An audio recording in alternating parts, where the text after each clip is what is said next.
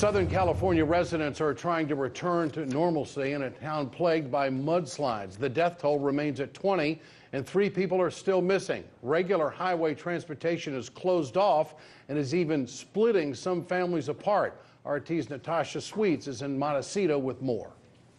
It's hard to imagine having a natural disaster of this magnitude happen and then having life returning to normalcy right away. But for some residents, they say that they don't have any other choice.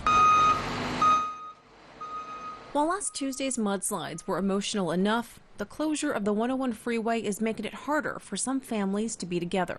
We were separated. Shin Brewer was separated from his mom as he was helping search and rescue teams. I left to go, checked in at school and stuff. Santa Barbara High is still having school, and yeah, we're expected to keep. Our finals are coming up. And now he's back home helping his mom evacuate. We're trying to decide which way to go because we may be trapped one way or another until the freeway's clear. And I have to work. As the Brewers and other residents try and move on, some are having a hard time coping.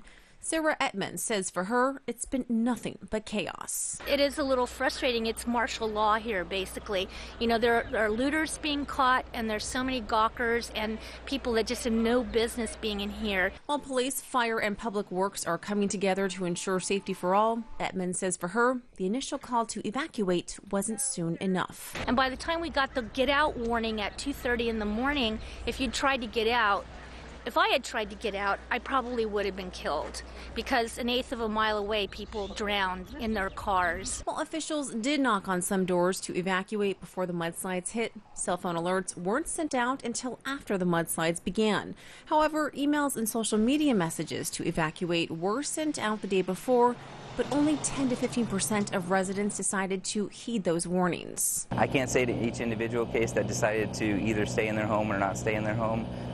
Mother Nature throws us curveballs, and we just try and prepare and be ready for that. And now, while search and rescue are working to recover the remaining bodies, officials are working long days so the 101 freeway can reopen. There's definitely progress on the 101 stretch. There are a lot of Caltrans crews and public works crews out there assessing the damage to access. What we want to make sure is that when those roads are open, they're completely open. As the 101 remains closed and the recovery for the missing continues, officials say it could take months before this area is restored. In Montecito, Natasha Sweatte, RT.